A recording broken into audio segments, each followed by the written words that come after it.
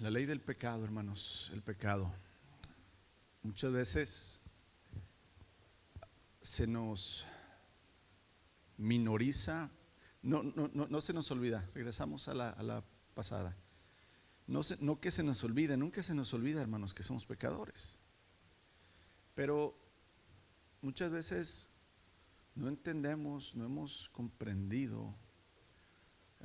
Vuelvo a repetirles, se nos hace otra vez común pensar y luchar, ¿verdad?, contra el pecado que está en nuestra naturaleza. Y muchas veces entonces se vive una vida muy insatisfecha en Cristo, pensando, ¿verdad?, que esta carga nunca va a terminar, o que no puedo en contra del pecado que hay dentro de mí, o que nada más yo soy el que batallo así, los demás no, entonces yo estoy mal. Y entonces, hermanos, muchas veces esto causa desánimo, bastante desánimo en la vida de muchos hombres y mujeres que quieren seguir al Señor, pero que no han entendido, hermanos, por qué es esta lucha tan férrea que tenemos. Vayamos a Romanos capítulo 7. Aquí el apóstol Pablo lanza mucha luz acerca de precisamente esto, de la ley del pecado.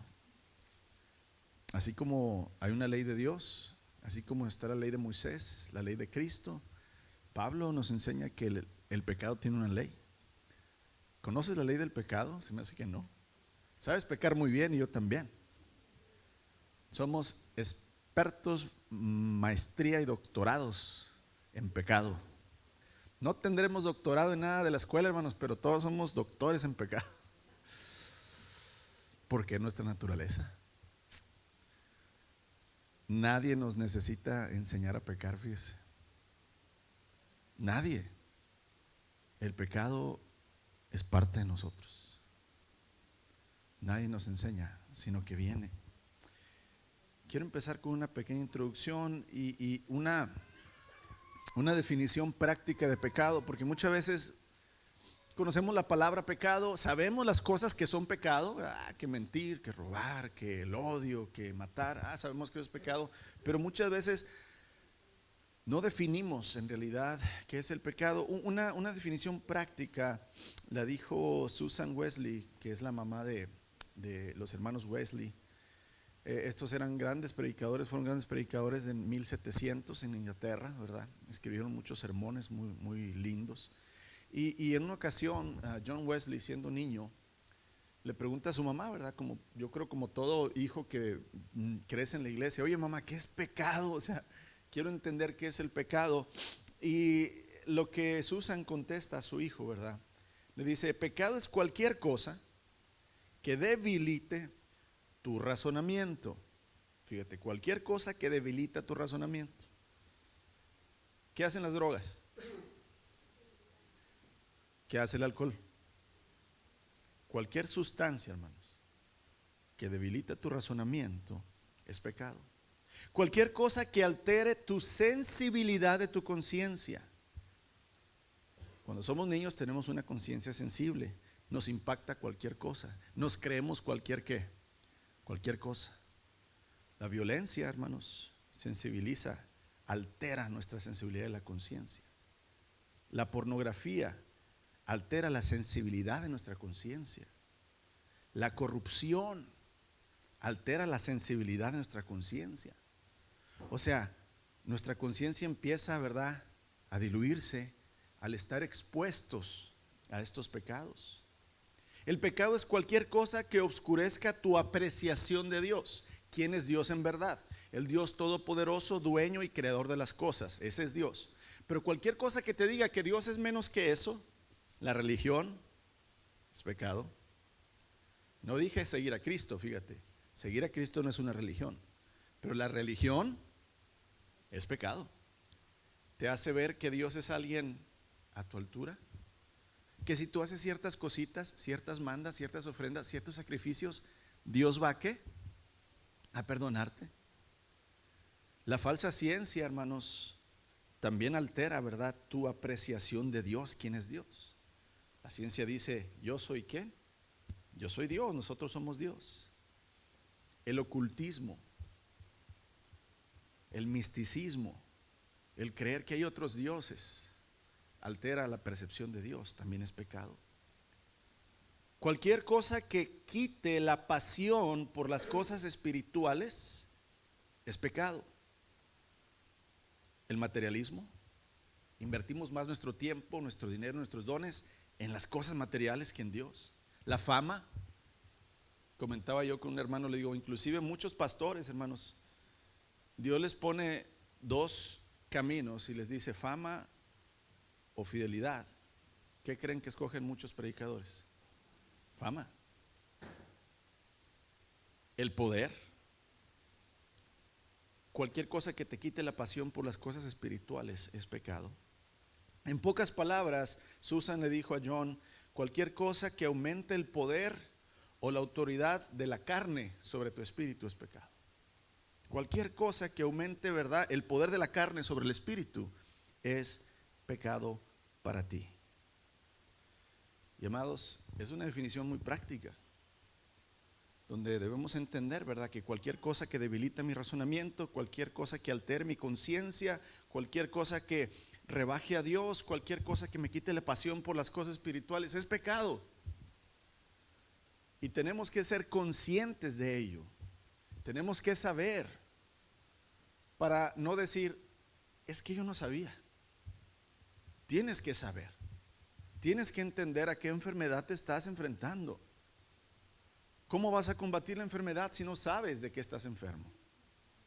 ¿Cómo vas a combatir el pecado si no sabes ni siquiera qué es lo que causa en tu vida y por qué es causado?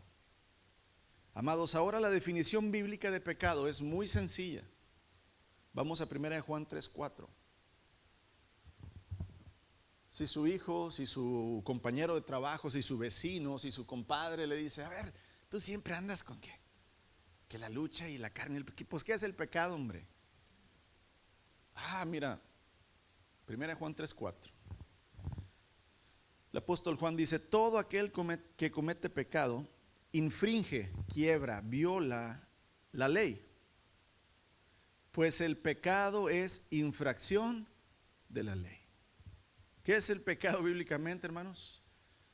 Violar, quebrantar la ley ¿de quién? De Dios. Eso es el pecado. Así, nada más. No necesitas ponerle nombre, una lista, cosas del cuerpo, cosas de la mente. Es cualquier cosa que quiebra lo que Dios estableció, es pecado. No lo que tú pienses que es pecado, no lo que el gobierno dice que es pecado, no lo que la sociedad dice que es pecado, no lo que un pastor dice que es pecado, sino lo que la ley de Dios dice. Tú quiebras eso, eso es pecado. Eso es, ¿verdad?, lo que la palabra de Dios nos dice. Entonces debemos entender que todo pensamiento, toda acción que llevamos a cabo, toda emoción que sentimos, todo deseo que viola la ley de Dios es considerado pecado. Pensamiento, acción, emoción, deseo que viola la ley de Dios es pecado. No necesito darte ejemplos porque tú los has hecho todos y yo también. Ahora vamos a un poquito de historia bíblica, porque aunque sabemos que somos pecadores, aunque sabemos que tenemos pecado, aunque sabemos que Cristo murió por nuestros pecados, aunque sabemos que debemos dejar de pecar, muchas veces, hermanos, no hemos entendido de dónde viene, de dónde nace y qué hace el pecado. Y el origen del pecado, hermanos, inicia con Lucifer, el lucero de la mañana, el más hermoso y poderoso de los ángeles que Dios creó. No contento con ser eso, hermanos, no contento con ser el ángel más precioso que Dios creó, él deseó ser semejante a Dios. ¿Recuerdas que todo pensamiento, emoción, acción o deseo que viola la ley de Dios es pecado? ¿Cómo inició el pecado en el universo? El más hermoso ángel que Dios creó deseó ser igual a Dios. No mató, no violó, no robó, no mintió, deseó ser igual al inigualable, a Dios. Así inicia el pecado, hermanos. Isaías capítulo 14.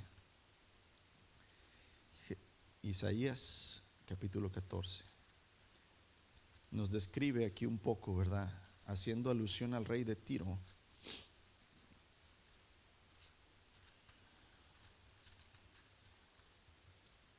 Isaías 14, versos 12 al 15. ¿Cómo has caído del cielo, oh estrella luciente, hijo de la mañana?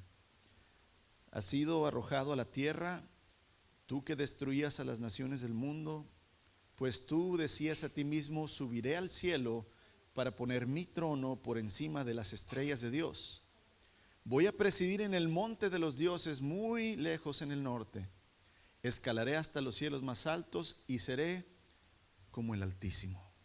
Seré como el Altísimo. Satanás no quería ser como el Altísimo en pureza, hermanos, ni en sabiduría, ni en amor. Él quería ser más que Dios, quería tomar el lugar de Dios. Nosotros somos invitados a ser igual a Dios. Nosotros somos invitados por Cristo: ven y sígueme. Pablo dice: imíteme a mí como yo imito a Cristo. Nosotros somos invitados a ser igual a Dios, pero en su pureza, en su santidad, en su amor, en su humildad, en lo que es su naturaleza, pero no en su posición de Dios y de autoridad y de honor y de gloria. Pero es lo que Satanás deseaba: la posición de autoridad, de gloria del Señor. Ahí, hermanos, se origina el pecado. Y, amados, cambia ese hermoso nombre, hijo de la mañana, a Satanás, el enemigo. ¿El enemigo de quién? De Dios. Ahora, él trajo el pecado a la raza humana en el jardín del Edén, donde Adán y Eva fueron seducidos con el mismo deseo de Satanás. Serán igual a Dios si prueban y comen de ese fruto. Génesis 3 nos describe la rebelión de Adán y de Eva contra Dios, ¿verdad? Y contra sus leyes. ¿Qué es pecado? La acción, el deseo, el pensamiento de quebrar la ley de Dios. ¿Qué le había dicho Adán? ¿Qué le había dicho Dios a Adán y a Eva? De todo árbol pueden comer, pero de este uno, exclusivamente de este, el día que ustedes lo hagan, morirán. Adán y Eva quiebran el mandamiento, la ley de Dios, y el pecado, hermanos, entonces es puesto en el hombre. A partir de ese momento, hermanos, el pecado ha pasado a través de todas las generaciones de la raza humana. Inicia en el padre de mentira, que es Lucifer. Lucifer lo engendra en Adán y en Eva. Y de Eva y Adán, hermanos, es pasado a cada generación desde hace aproximadamente 7,000 años para acá, hermanos. Nosotros, como descendientes de Adán, hemos heredado el pecado. Vamos a Romanos capítulo 5, verso 12. El apóstol Pablo, y ahorita voy a explicar bien esto, porque también la Iglesia Católica tradicional nos enseña del pecado original, pero lo enseña mal. Hay que entenderlo bien, que es cómo nos hereda o cómo genera el pecado en cada generación, ¿verdad? Porque luego decimos: no, pues es que yo cargo con los pecados de mi padre, las maldiciones generacionales. Vamos a ver bíblicamente eso. Por eso hay que entender qué es el pecado y cómo obra en nosotros y cómo por medio de Cristo podemos, ¿verdad? Él romperlo. Romanos 5:12 nos dice el apóstol Pablo: cuando Adán pecó, el pecado entró en el mundo. ¿Por qué? Porque acuérdate que Dios le había dado toda autoridad y poder a Adán para que Adán se hiciera cargo ¿de qué? De la tierra. Adán iba a ser el sacerdote, iba a ser el pastor de la tierra, de la creación de Dios. Los animales fueron puestos a los pies de Adán y Adán les dio nombre.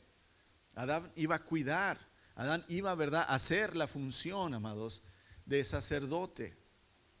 Pero entonces cuando Adán pecó, hermanos, el pecado entró en el mundo y el pecado de Adán introdujo la muerte, de modo que la muerte se extendió a todos, porque todos pecaron. Entonces todos estamos fuera de la gloria de Dios, porque la paga del pecado, porque el resultado del pecado es la muerte, pero el regalo de Dios es vida eterna. Ahí se origina el pecado, hermanos. Lucifer, Adán introduce el pecado a todas sus generaciones. Y aquí estamos nosotros, después de 7,000 años, batallando. Y lo haremos hasta que nos muramos o hasta que el Señor venga. Batallaremos, lucharemos. Por eso hay que entender, por eso hay que comprender, hermanos, a qué nos enfrentamos. Ahora, esto quiere decir que si en Adán, hermanos, fue introducido el pecado y de Adán introdujo el pecado a toda la humanidad, entonces la humanidad tenemos una naturaleza pecaminosa. Fuimos hechos a imagen y semejanza de Dios. Fuimos hechos sin pecado. Fuimos hechos, ¿verdad?, completamente con una conciencia limpia, hermanos. Pero decidimos quebrar la ley de Dios y a partir de ahí entonces nuestra naturaleza fue cambiada. Por eso dice el Señor: he aquí yo vengo y hago nuevas todas las cosas, porque estamos echados a perder. Estamos echados a perder. Nosotros mismos, nuestra naturaleza pecaminosa. Voltea con el que estás a un lado, así bien tiernamente, dale una sonrisa y dile: soy pecador. Soy pecador. Y luego dile: tú también. Porque luego da así como que, no, tú también. Ahorita podemos reírnos, ¿sabes por qué? Por la gracia del Señor que nos ha quitado la culpa del pecado. Pero cuando estamos hundidos en el pecado, hermanos, vivimos vidas amargas, terribles. Pero, hermanos, nuestra naturaleza es pecaminosa. A través de Adán, hermanos, la heredad de la inclinación al pecado entró a la raza humana. En lugar de inclinarnos siempre a hacer el bien, en lugar de que la mayoría de los niños y niñas que nacemos, cuando van creciendo, se porten bien, obedezcan, sean compartidos, se amen, se cuiden en lugar de pelearse, ¿qué sucede cuando van creciendo esos niños? Desobedientes, rebeldes, mentirosos, peleoneros, envidiosos. ¿Por qué? Por el pecado. ¿Cuántos papás les hemos dicho esto a nuestros hijos? ¿Dónde aprendiste eso, chamaco, si yo no te lo enseñé? Yo se los he dicho varias veces a mis hijos. Cuando no quieren compartir algo, les digo: hijos, ¿qué les falta? ¿Qué les ha faltado en la vida? No tienen todo y demás. ¿Por qué no quieres compartir? Porque mi naturaleza es pecaminosa. Hermanos, considere esto: todo violador, asesino, adicto, homosexual, corrupto, todos alguna vez fueron niños. Todos. Así es que tus hijos y mis hijos no están exentos de pecado. No son blancas palomas. Tienes que tener la sabiduría de Dios para guiarlos a través de la verdad y enseñarles que son pecadores, y enseñarles su pecado, y enseñarles qué está bien y qué está mal delante de Dios, para que la conciencia, hermanos, del Espíritu en ellos despierte y aprendan que van a tener que enfrentar las decisiones por sus pecados. Claro que también les vamos a enseñar, hermanos, la hermosa y maravillosa oportunidad que tenemos en Cristo Jesús de tener una nueva naturaleza. Claro, pero primero tenemos que enseñar la realidad, la verdad. Amados, cuando Adán pecó, su naturaleza interior fue transformada por un pecado, ¿verdad?, de rebelión. Acarrió la muerte espiritual, acarrió la depravación, hermanos, la cual pasaría a todos aquellos descendientes que vinieran después de él. La respuesta de por qué el mundo es como es esta: porque somos malos, porque por naturaleza somos pecadores. Por eso el mundo está como está. Somos pecadores, hermanos, no porque pecamos. Pecamos porque somos pecadores, que es diferente. El pecado está en nosotros. Santiago, hermanos, nos da una lección de esto. ¿De dónde vienen los pleitos, las guerras? ¿De dónde viene la guerra de Israel, hermanos, con Palestina? ¿De dónde viene la guerra de Ucrania con Rusia? ¿De dónde fue ¿De dónde nació la Segunda Guerra Mundial y la primera? ¿De dónde? Del corazón del hombre,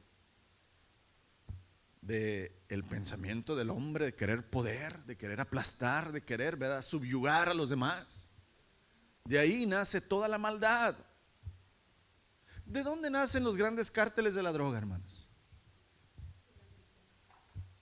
Del consumo de alguien que quiere droga, del propio hombre. ¿De dónde nace toda la perversión, hermanos? Todo el tráfico sexual. ¿De dónde nace todo esto, verdad?, que se hace con las personas vulnerables? Del pecado del hombre. Nosotros somos la causa, hermanos, de que este mundo, creado bueno y perfecto por Dios, esté como esté. Y por eso tiene que venir el Señor Jesucristo a arreglar cuentas con cada uno de los que les dio el poder y la autoridad de vivir en la tierra. Todos nos echamos a perder, pero luego Él da una segunda oportunidad. Y entonces serán rescatados los que creyeron en esa oportunidad de vida que Jesús nos dio, y serán juzgados todos aquellos, hermanos, desde Adán hasta el último momento que venga el Señor, por toda la rebelión, pecado y depravación que se vivió en la tierra. Hermanos, esta es la condición conocida como la herencia del pecado, o la naturaleza caída, o la naturaleza pecaminosa. Así como heredamos características físicas de nuestros padres. ¿Quién se parece a su papá o a su mamá, hermanos? ¿Verdad? Yo me parezco a mi papá. Gracias a Dios todavía no estoy tan pelón, ¿verdad?, pero me parezco. Yo mismo hay veces que estoy sentado y hay veces me pongo de una manera así, y luego digo, ay, así se pone a mi papá. O sea, de veras, nos parecemos hasta en gestos. ¿Cómo? Pues es herencia, ¿verdad? Pues así, hermanos, como nos heredan cosas físicas, también nos heredan la naturaleza pecaminosa que viene de herencia desde Adán. Entonces viene aquí la famosa pregunta, porque yo sé y he escuchado a algunos de ustedes hablar de esto. ¿Existen las maldiciones generacionales? Eso es lo que muchos dicen, y muchos pastores enseñan eso. Y luego viene la pregunta del millón: ¿dónde dice la Biblia eso? Todos se van inmediatamente a Éxodo capítulo 20. Yo soy Jehová tu Dios, Dios fuerte y celoso, que visito la maldad de los padres hacia los hijos hasta la tercera y cuarta generación, pero que tengo misericordia de millares de los que me aman. Ahí está, pastor. Dios visita la maldad de los hijos, de los padres a los hijos hasta la tercera. Entonces ahí están los pecados generacionales, las maldiciones generacionales. Ok, acuérdate que la Biblia no se puede contradecir. Un versículo no puede contradecir a otro. En la palabra de Dios encontramos muchas veces que dice que cada uno será juzgado por sus propias acciones. A carambas. Si en repetidas ocasiones me dice la palabra de Dios que cada uno seremos juzgados por nuestras propias acciones, eso quiere decir que yo no voy a ser juzgado por lo que ¿qué? Lo que hicieron mis padres. Entonces eso quiere decir que no hay maldiciones generacionales, como que este pecado Dios lo pone en la segunda generación y lo pone en la tercera generación y lo pone en la cuarta generación. Entendamos bien lo que está diciendo el Señor, hermanos. Esta es una idea que causa mucha confusión. Y inclusive, ¿verdad? Una vez escuché un testimonio de Evan Kraft, un famoso cantante, ¿verdad? Que canta canciones positivas o cristianas, que le llaman. Está sentado, lo están entrevistando, dice él, no quiero mentir, pero creo que dice o que su abuelo o que su papá adulteró y se separó de su mamá. Es alguien cercano, o era su padre o su abuelo. Y entonces él tenía miedo porque había escuchado esta enseñanza de las maldiciones generacionales, que como lo hicieron sus antepasados esto, él lo podía hacer. Y entonces él tenía mucho miedo de casarse porque pues ese pecado generacional después iba a caer sobre él y iba a tener conflictos entonces, y después él también se iba a divorciar de su esposa. ¿Qué enseñanza es esa, hermanos? O sea, ¿dónde dice la palabra de Dios que sucede eso? No viene por parte de Dios. Sí, hermanos, en realidad tenemos que entender que la verdad bíblica acerca de este tema es que los efectos y las consecuencias del pecado se transmiten naturalmente. Las consecuencias y los efectos del pecado se transmiten. Ahí va. Yo soy una mujer embarazada, promiscua, tengo relaciones con muchos hombres, tengo la enfermedad del SIDA. Muy probablemente mi hijo va a nacer ¿con qué? Ok. ¿Será esto una maldición generacional? No, es una consecuencia y efecto del pecado ¿de quién? De la madre, que la consecuencia la va a vivir ¿quién? El hijo. Pero no es una maldición generacional. Es una consecuencia de pecado y efecto de pecado, que es diferente. Volvemos a lo mismo. Yo soy un padre drogadicto y alcohólico. Y mis hijos siempre me han visto como drogadicto y alcohólico. ¿Qué van a hacer ellos? Yo me acuerdo, hermanos, de tíos míos. O sea, estaban casadas con mis tías, las hermanas de mi mamá. Tenía yo mis primillos de 2, 3 años que apenas podían caminar. ¿Saben qué hacían mis tíos cuando estaban en las fiestas? Le agarraban la cerveza y ahí están los chiquillos.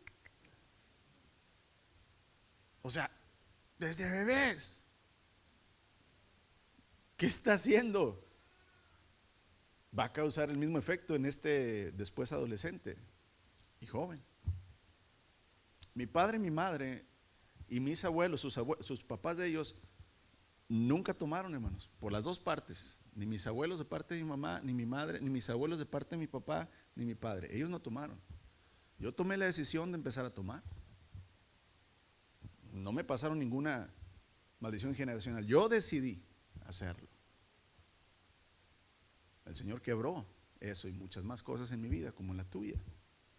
Pero la Biblia no enseña, hermanos, que el Señor pone los pecados de los padres hasta los hijos. No, lo que está diciendo es, si tú vives una vida de pecado, claro que tú estás condenando a tus próximas generaciones. Le estás enseñando, hermanos. Miren, los hijos no necesitan ser enseñados con palabras, hermanos. Con la simple actitud, lo que tú hagas, Él va a hacer. Así. Amados, yo conozco padres que les dicen a los niños, dile que no estoy, dile que no estoy. O sea, le estás enseñando a mentir. Entonces, claro, hermanos, que los pecados que tú cometes van a ser cometidos por tus hijos y tus generaciones. No se diga, hermanos, en situaciones, ¿verdad?, donde ha habido adulterio, se afecta completamente a la familia. Y muchos pecados, pero son los efectos y consecuencias del pecado que visitan las otras generaciones, no que los pecados de los padres y los abuelos van heredándose unos con otros. Eso no es, hermanos, una maldición generacional. El efecto y la consecuencia del pecado es la maldición que nosotros echamos sobre nuestros hijos. Pero el Señor es bien claro y dice, pero hago misericordia a millares de los que me aman. Él deja que el pecado, hermanos, sea visitado 3/4 generaciones, pero si tú y tu casa se arrepienten y sirven al Señor, dice, yo tengo misericordia por 1000 generaciones. Y aquí es donde entonces tienes que entender, es más poderoso, hermanos, la misericordia y el perdón de Dios que cualquier maldición o pecado que tus padres y tus abuelos cometieron. Amén. Cuando un padre, hermanos, tiene un estilo de vida pecaminoso, es probable que sus hijos practiquen el mismo estilo de vida pecaminoso. Ahí tienes al Chapo, los chapitos. Ahí tienes al Mayo y los mayitos. Ahí tienes hijo de tigre. Ok, así es la idea, esa es la idea. Sencillo, la puedes entender. Yo vivo una vida de pecado, mis hijos van a aprender a vivir como yo. Yo miento, ellos van a mentir. Ahora, vuelvo a repetirte, no siempre es así. Yo te dije, o sea, yo escogí mis pecados. Yo no le enseñaba a mis hijos a mentir o a ser envidiosos, y en ocasiones lo son. Y yo sé que los tuyos también. Entonces, tenemos que entender, hermanos, que esa es una naturaleza que viene desde Adán. Y que el Señor, ¿verdad?, con su poder viene a romper. El rey David, hermanos, lamenta esta condición de la naturaleza pecaminosa. Salmo 51:5. Aquí es donde también muchas veces se toma este verso para hablar acerca del pecado original o heredado, ¿verdad? Donde dice Salmo 51:5, he aquí en maldad he sido formado y en pecado me concibió mi madre. ¿Ve? Ahí está el pecado original. Hermanos, David entendió, hermanos, no que él recibió los pecados de sus padres, sino que entendió que él era pecador porque sus padres eran pecadores. Y porque los padres de sus padres eran pecadores. Entendió el concepto, hermanos, de la naturaleza pecaminosa. En lugar de pensar, ¿verdad?, que justificar sus pecados y pensar, ¿verdad?, sacarle un culpable a los pecados. No, ¿sabes qué? Así soy. Soy pecador, porque mis padres también lo fueron. Soy pecador. Y hermanos, de la misma manera que David entiende este concepto, el apóstol Pablo lo comprende, y vamos a Romanos 7, donde muy claramente entendemos lo que el Espíritu, ¿verdad?, le hizo revelar al apóstol Pablo para nuestro beneficio y el de él, claro, hermanos. Romanos capítulo 7. Te recomiendo que esta semana, para que entiendas mejor la predicación, lee Romanos 6, 7, 8 y 9. Despacito, con un cafecito, con una concha, la remojas así, la chopeas y estás viendo, para que te den ganas de seguir leyendo y leyendo, ¿sí? ¿Sí? ¿No te gustan las conchas? Una dona, hombre, ¿sí? Lee Romanos 6, 7, 8, 9. Pídele al Señor entendimiento. Léelo en una versión que puedas entender. No tengo nada, hermanos, de la Reina Valera en contra. No estoy en contra de ella, es una Biblia como cualquiera. Pero si no la entiendes bien, a vosotros y ustedes, y léelo en una versión que puedas entender y pídele, Señor, déjame entender, Señor, tu palabra. Y comprende, hermanos, parte de lo que vamos a leer hoy, Romanos capítulo 7. El apóstol Pablo está precisamente hablando, hermanos, que Cristo primero en el capítulo 6 quiebra el poder del pecado. ¿Quién lo quiebra? Cristo, no tú y yo. No AA, no las casas de rescate, no el amor a tu familia. Cristo es el único que puede romper nuestro pecado. Y Pablo empieza a hablarle así a los romanos, hermanos, tanto judíos y no judíos. Y luego continúa con el tema de la ley. ¿Cómo la ley, hermanos, fue un instrumento que usó el pecado? Porque la ley, hermanos, precisamente juzga el pecado que tenemos. Y entonces estamos como que entre la espada y la pared. Bueno, pues si la ley de Dios es la que me da la condenación, entonces ¿cómo me ayuda Dios? Y aquí es donde Pablo quiere explicar que Cristo Jesús, hermanos, es el único que viene y puede romper, ¿verdad?, con el poder del pecado y cumplir la ley para que nosotros podamos entonces entrar bajo ese reino de gracia. Y Pablo empieza a hablar que en él mismo, hermanos, hay ese deseo y la lucha de que quiero hacer lo bueno, pero hago lo malo, y empieza Pablo, ¿verdad? Y entonces dice, he aquí, Romanos 7:21, así que queriendo yo hacer el bien, hallo esta ley. Pablo le llama ley. Si hoy le quieres poner título a la enseñanza, la ley del pecado, ni sabías que el pecado tenía ley, hermanos. Pablo le fue revelado. Hey, así queriendo que hacer yo el bien, encuentro que hay una ley, que el mal está en mí. ¿Qué está en ti, hermanos? El mal. No te quieras hacer el bueno, hermanos. El bueno hay nada más, ¿quién? Uno. Él es el bueno. Por eso la frase de hoy le dije a Laura, ¿sabes qué? Ni pensé en las frases ni los cantos que iba a poner, pero te fijaste la frase del día de hoy. La gente cree que a las personas buenas les pasan cosas malas, pero eso nada más sucedió una sola vez, y esa persona decidió voluntariamente que le pasara lo malo. Nada más hay uno bueno que le pasó algo malo, Cristo Jesús. Todos los demás somos malos sin Cristo. Somos buenos porque ahora Él nos ha dado su naturaleza, hermanos. Pero dice Pablo, he encontrado esta ley, el mal está en mí.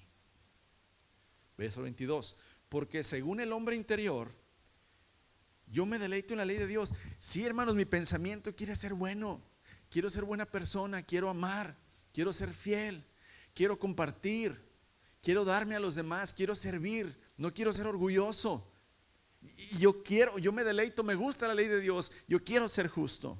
Pero, verso 23, pero veo otra ley dentro de mí que se revela contra la ley de mi mente, de mis deseos, y que me lleva cautivo la ley del pecado que está en mis miembros.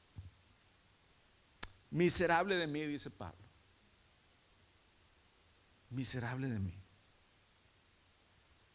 ¿Quién me librará de este cuerpo de muerte? Pablo lo había intentado 1,000 veces como tú y como yo. Pablo había luchado con todas sus fuerzas como tú y como yo, y no pudo, hermanos. Hasta que entendió esto, verso 25. Gracias doy a Dios por Jesucristo, Señor nuestro. Así que yo mismo, hermanos, con la mente sirvo la ley de Dios, mas con la carne a la ley del pecado. La ley del pecado, hermanos. La ley del pecado vive en ti y en mí, y jamás podrás vencerla si Cristo no está vivo y fuerte dentro de ti. Dejas de tener comunión con el Señor. Cuando digo comunión, quiere decir buscarlo diariamente en su palabra, en la oración, en el sacrificio del cuerpo, que es callándote la boca cuando quieres herir a alguien. Tus pensamientos, llevarlos cautivo al Señor cuando algo te viene a la mente que sabes que está mal, y entonces inmediatamente, Señor, empiezas a orar o a cantar, ¿verdad? Para que se vaya el pensamiento. Hermanos, Pablo tuvo el mismo pensamiento que tú y yo. Quiero, Señor, pero no puedo. Pero doy gracias a Cristo. Cristo sí puede en mí. Cuando tú llevas una vida en comunión con Cristo, Cristo vence a la ley del pecado. El Espíritu vence la ley del pecado que hay en ti y en tus hijos y en tu esposa y en tu esposo y en tus compañeros de trabajo y en tus vecinos y en tus padres. Él la vence, pero Él, no tú ni yo. Es por eso entonces que requerimos, hermanos, y lo que Pablo le dice a los Gálatas: Gálatas, sufro dolores como de parto hasta que Cristo sea formado en ustedes, porque Cristo es el que puede vencer la ley del pecado, amados. Todos hemos vivido, hermanos, el mismo sentimiento de Pablo expresado aquí. Quiero hacer lo bueno, pero hago lo malo. Gracias, hermana. Quiero hacer lo bueno, pero hago lo malo. Por más que me esfuerzo, ¿verdad? Puedo hacer por un tiempo lo bueno, pero luego lo malo viene a mí. Y amados, debemos comprender y perseverar que en nuestra lucha diaria contra el pecado necesitamos a Cristo siempre vivo, fuerte en nosotros. ¿Por qué? Porque entonces, amados, el pecado que opera en cada ser humano tiene consecuencia. Porque la paga del pecado es muerte. Muerte espiritual primero y después carnal. Este mundo está muerto espiritualmente. Tú estabas muerto espiritualmente. Tal vez ahorita estás muerto espiritualmente si no tienes a Cristo Jesús en tu vida. Por eso este mundo, hermanos, vive en tinieblas. Vive en violencia, en corrupción, en mentiras, en el materialismo. No se le da ya a la vida. ¿Qué vale la vida de un bebé, hermanos, que es abortado? Pues no vale nada. No vale nada. ¿Qué vale la vida de un niño o de un anciano que es esclavizado? Pues no vale nada. Pero Cristo Jesús le dio valor a nuestra vida con su propia vida, hermanos. Fuimos comprados no con oro y con plata, sino con la preciosa sangre del Señor.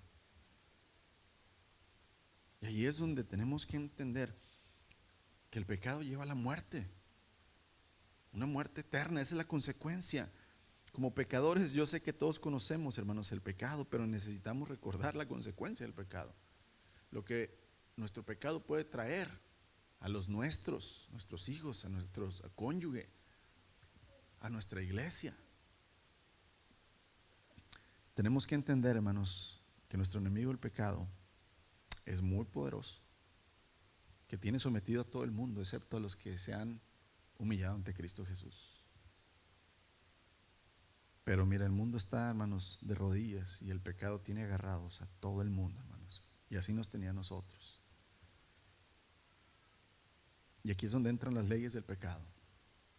Voy a compartir contigo 10 leyes que el pecado hace con todos nosotros. Y entendiéndolas, podemos tener sabiduría. Las voy a poner, yo creo, en WhatsApp para que las tengas ahí. Yo sé que los papelitos se pierden. Yo sé que tienes una memoria excelente, pero lo que menos te acuerdas es del sermón del pastor. Entonces lo voy a compartir por WhatsApp. ¿Sí? Primera ley del pecado, hermanos: el pecado te lleva más allá de donde pensabas llegar. Decimos, solo pienso llegar hasta aquí, no voy a hacer nada más.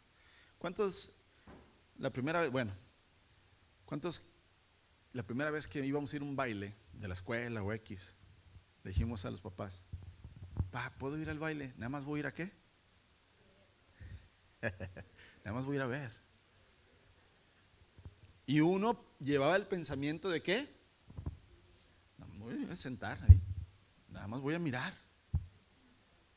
Pero, eso es lo que pensábamos. Pero ya estando en el baile, empezaba, ¿verdad? Fito Olivares. Y empezaban, ¿verdad? Échate un hambre, te apadrino. Mira, te presento a mi prima.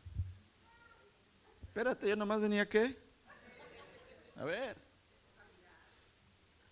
El pecado te lleva más allá de donde pensabas llegar. Amados, creemos que yo puedo tener bajo control el pecado.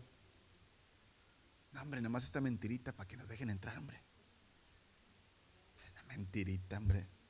No, creemos que tenemos controlado, hermanos.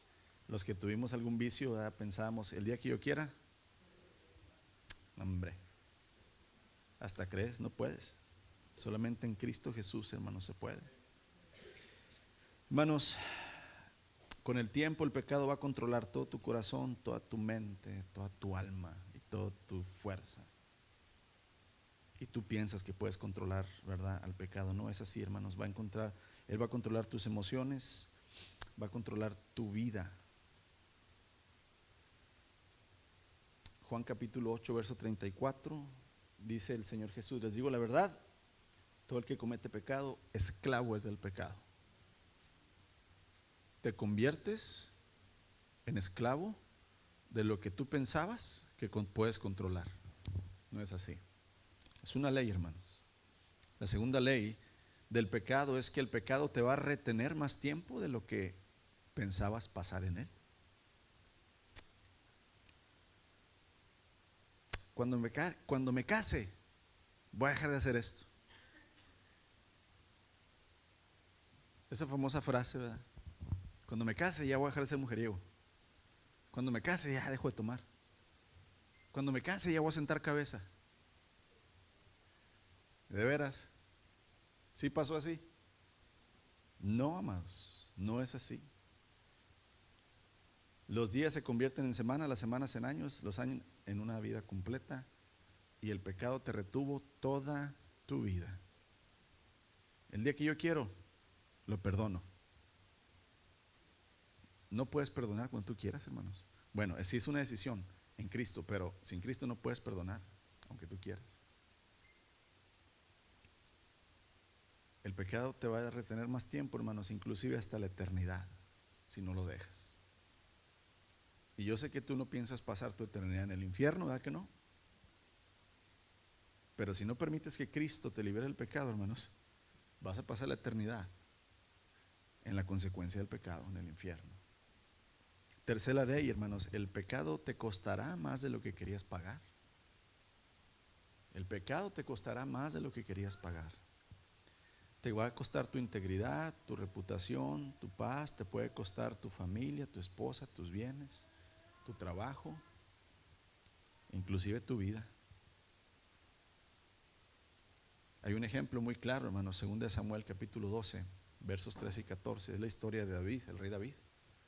Ya saben la historia, David contempla a una mujer, la desea, era la esposa de su amigo, se mete con ella, la manda para su casa, resulta embarazada. Chihuahua, ¿ahora qué hago? David manda a traer, ¿verdad?, a su amigo porque era soldado. Lo quiere emborrachar y meterlo con su esposa. Él, como es un soldado honorable, dice: no, yo voy a quedarme a dormir afuera de la casa mía para que todos me vean que no entré a mi casa. Así como mis compañeros soldados están en la batalla, yo también voy a pasar frío fuera de mi casa. No logra hacer que David, que se meta a la casa borracho para que se acueste con su propia esposa. ¿Qué hace David? Pues no tengo de otra. Hace una carta, se la da a Urías, su amigo, que era, ¿verdad?, el esposo con la que él se metió. Le dice: ten, dásela a tu general. Llega a manos de Joab, que es el general. Joab lee y dice: pon a este hombre a más enfrente de la batalla, donde esté más duro, para que lo hieran. David, ¿verdad?, sentencia a su amigo por haberse acostado con su esposa. Urías es muerto. Y entonces David, hermanos, paga más caro. Nace el hijo de David con Betsabé. Y el Señor le dice esto a David ahí en 2 Samuel.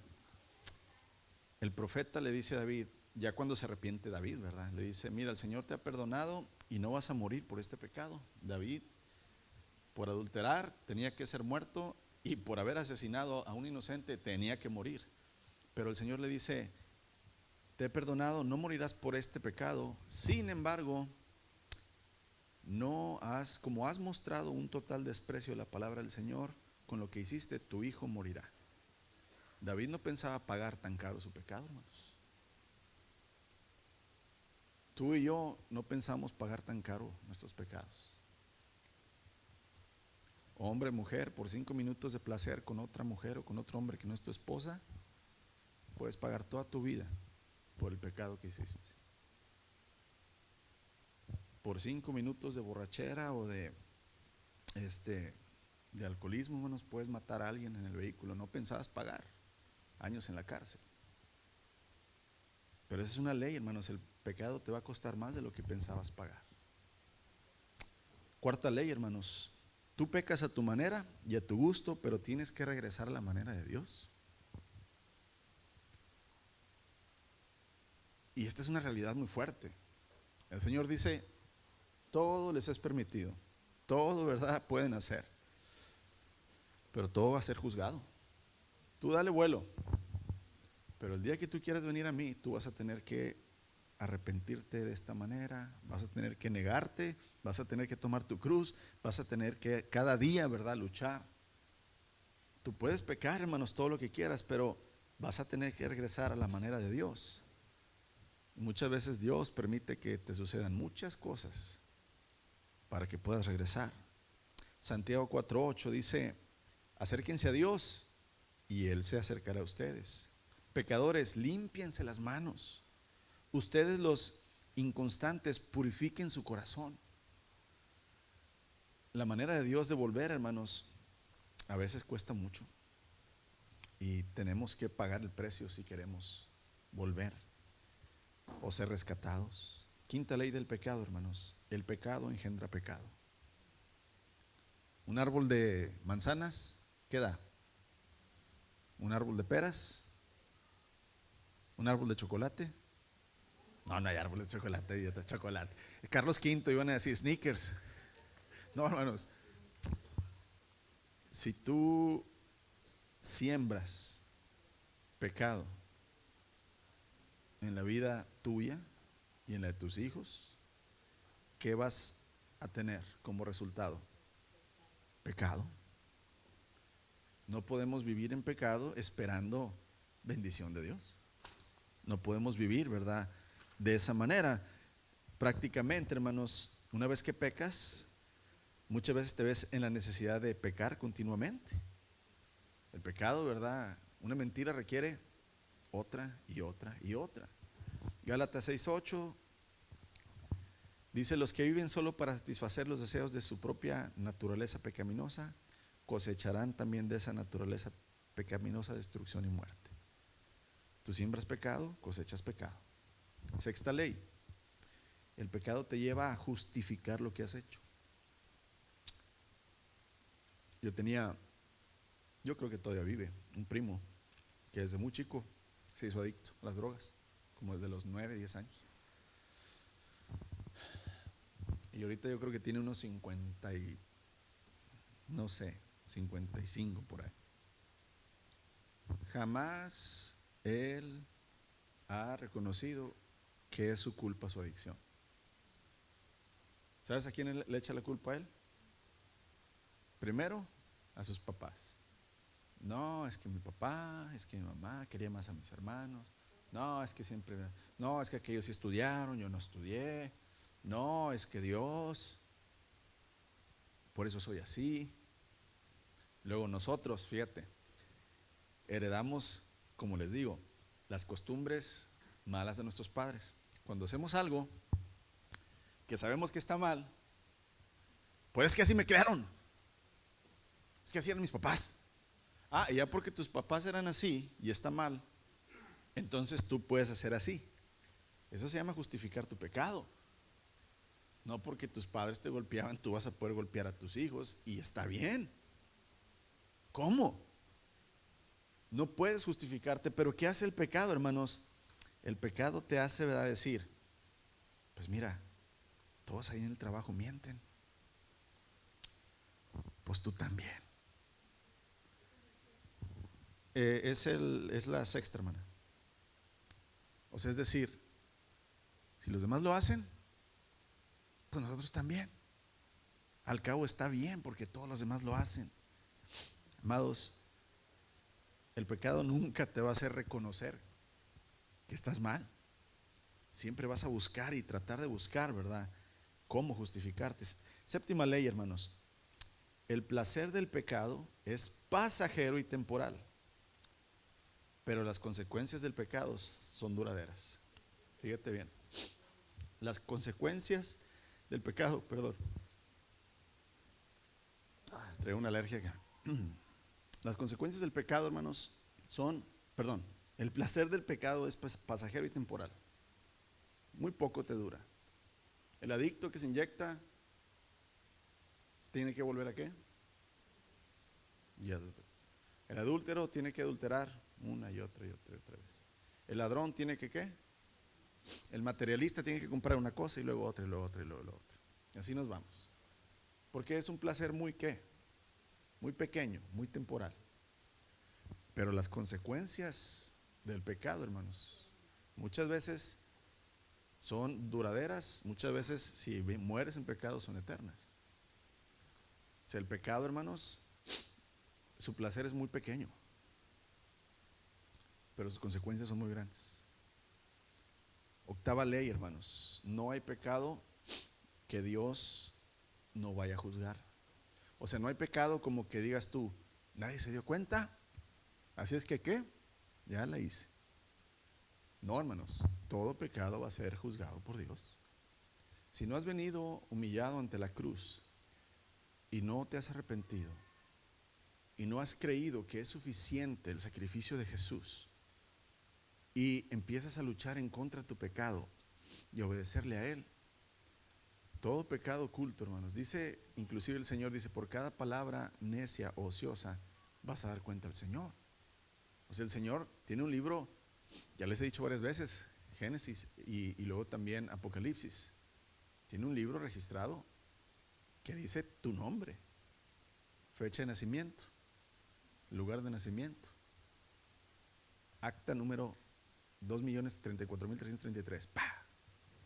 Y ahí viene desde que naciste hasta que te morites, todos tus pensamientos, todas tus palabras, todas tus acciones. Y si no estás bajo la sangre de Cristo, dice Apocalipsis, los libros serán abiertos y el libro de la vida será abierto. Y cada uno, desde el más pequeño hasta el más grande, serán juzgados por lo que hicieron. Dios no va a juzgarte sin tener el testimonio aquí en sus manos, hermanos. Él te va a decir, mira, octubre 20 del 2024, saliendo de la iglesia, ¿sí?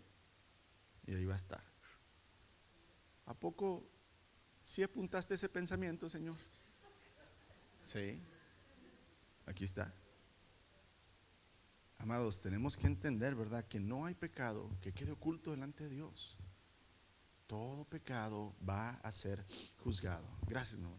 Thank you. ¿Quién tiene alergias aquí, hermanos?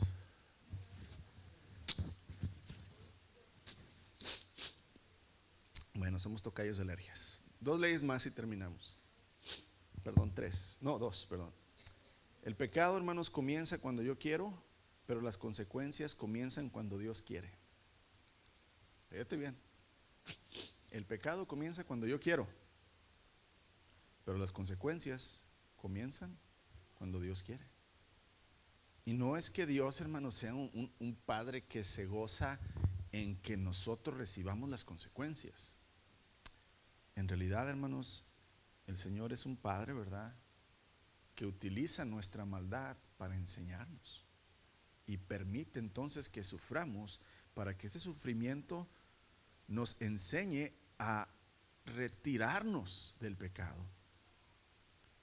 Y aquí es donde aplica, ¿verdad?, Éxodo 20, 5 al 6, donde dice, yo soy Jehová su Dios, un Dios fuerte y celoso, que visito la maldad, ¿verdad?, de los padres hacia los hijos hasta la 3ª y 4ª generación. Yo decido, ¿verdad?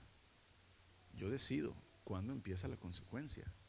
Tú puedes pecar, pero yo tengo la decisión cuánto te voy a hacer que pagues por ese pecado. Pero ahora también dice el Señor, pero tengo misericordia de todos los que me aman. Y aquí es hermoso, hermanos, porque Dios en su misericordia va a impedir que algunas consecuencias en su amor lleguen. Algunas.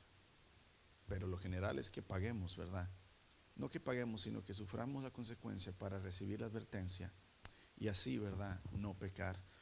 Última ley, 10ª ley, hermanos, nadie se burla de Dios, nadie puede escapar de su justicia. Gálatas 6:7 dice, no se engañen, de Dios nadie se puede burlar, pues todo lo que el hombre siembra, eso cosechará. Es decir, no importa que no creas en Dios, Dios tiene una ley y seremos juzgados. Dios tiene un camino de poder, hermanos, quitarnos la condenación y ofrecernos misericordia y gracia, Cristo Jesús. Pero tú y yo tenemos que estar bien conscientes que cada uno de nosotros tenemos la ley del pecado, como dice Pablo, dentro de nosotros, y vamos a sufrir por esa ley, pero podemos conquistarla por medio de Cristo Jesús. Podemos empezar a dejar que Él rompa esa ley del pecado y empiece la gracia a existir en nosotros. Todos los días de tu vida vas a luchar, hermanos, en contra de esa ley, y te conviene que Cristo sea quien venza, quien esté eh, permitiéndote vencer y destruir esa ley.